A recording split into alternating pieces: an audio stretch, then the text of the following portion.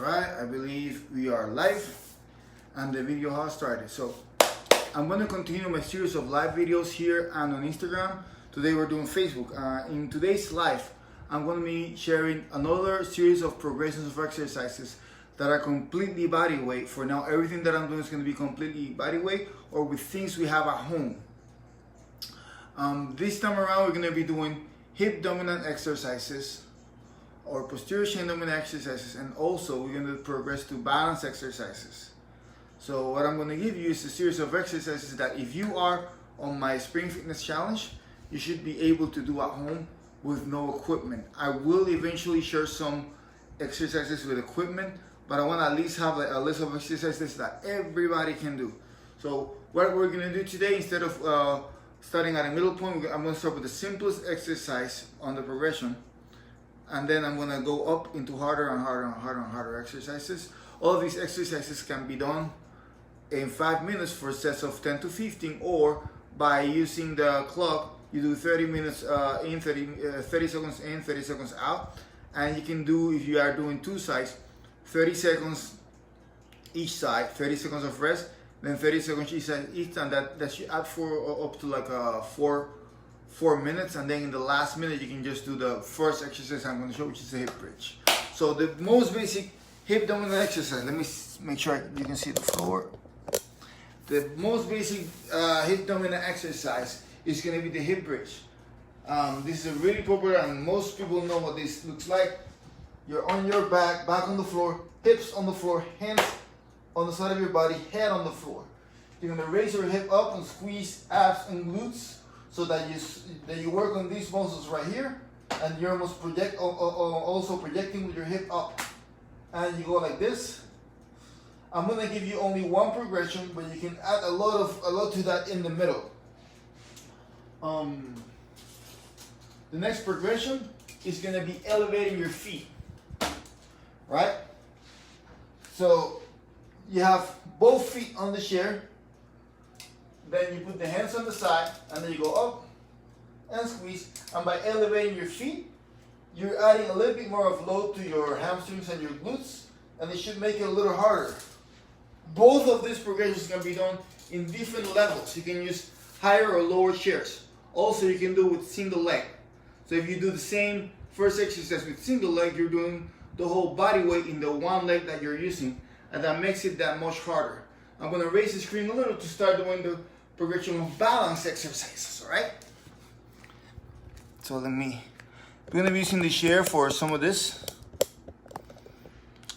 One little note before I continue. If you have a chair like this, make sure that if you're putting the feet in the chair, you're in the front of the chair. If you put them on the back, the chair can bend, and this one doesn't, but some chairs bend on the back. So you're going to be with your feet on the edge of the chair. Now, single leg exercises. First one is going to be a single leg Romanian deadlift. So you're doing basically a balance exercise right here, because you're not deadlifting anything. You have one knee up. The way I like to do it, if you want to make it a little easier, a lot of the times the same hand going down is a little easier, but we're going to use that hand for balance. You hold onto the chair, you reach to the floor, and you go back up. I'm going to do it now without the chair so you can see my hip. The goal is to leave the back as straight as possible. You reach down to the floor, and you touch by moving on the hip, not on the back. So if the furthest you go is here and you finish with your back, don't do it. Just find something to elevate your floor so you don't have to go that low. Alright, so the progression number 1 with the chair. Progression number 2 with no help. The knee goes up, the opposite hands go down. A little easier. Same hand, same leg going down. It's a little easier. Also, a little harder, you can use both hands down. So you have single leg assisted and single leg with one hand. Now, going into the step up, once again, if you're stepping on the chair and you step on the back of the chair, and that's a chair that is like that pliable, you might fall. You want to step on the front of the chair. So one version could be a regular step up. My head probably cut there, but that when you do the step up, I like to do it in such a way that I stay on the one leg, right? So So because here you're balancing. Some people like to step all the way up here. I don't like it. You can put like the foot in here to create like a little bit of more balance. But your goal should be that you're able to balance with that one leg. Second progression to that step up is the side leg step up. So you're here, you have your foot on the edge of the chair again, and then what you do is that you touch on the ground and go back up. You can make this harder just by only touching the floor a little bit with the heel and going back up that way. That leads into a progression of a single leg squat, or what's called a pistol squat. Let me take this off 1 second. So if you have your feet on the floor, flat firm floor is better. You can start with one toe on the floor and then sitting on the chair. If you put no weight on the chair, you just touch it, it's better. But you can also go all the way down. You can also do with the leg extended and then go all the way down and back up. And that's a little harder. The leg is completely on the floor. You can track the floor with your toe too. And then you go back up. You can make this smaller, and I haven't done this one in a while. But you can also, it's really hard if you have knee injuries. I would not recommend you to do this. But if you don't and you think you have strong enough knees, you can do a single leg squat all the way down to the floor and then go back up.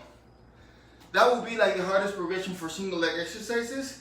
And there you have a huge range of exercises that you can do to do either hip dominant or balance exercise. If you're on the fitness challenge, this is going to be one of the leg days. We're going to have a workout A and a workout B. In the workout A, if you're doing 30 minutes, you want to do one of these progressions. You should be trying this before we start the actual program. So try these progressions, see which one you can do right, and then do the one that you can do right. And if it feels comfortable, you can just keep making it harder, and you'll eventually know even more ways to work with hip dominance and balance exercise. But for now, that's the education and for today, and I hope you enjoy it. And I'm going to share this after this ends in YouTube as well, and I'm going to have the link on Instagram. So thank you for sharing. I see someone is there. Hi, Alice. And I look forward to sharing the next video, which is going to be upper body pushing exercises in the horizontal, like pushing to the front and pushing to the ceiling. All right, bye, and see you in the next video, probably in 2 days.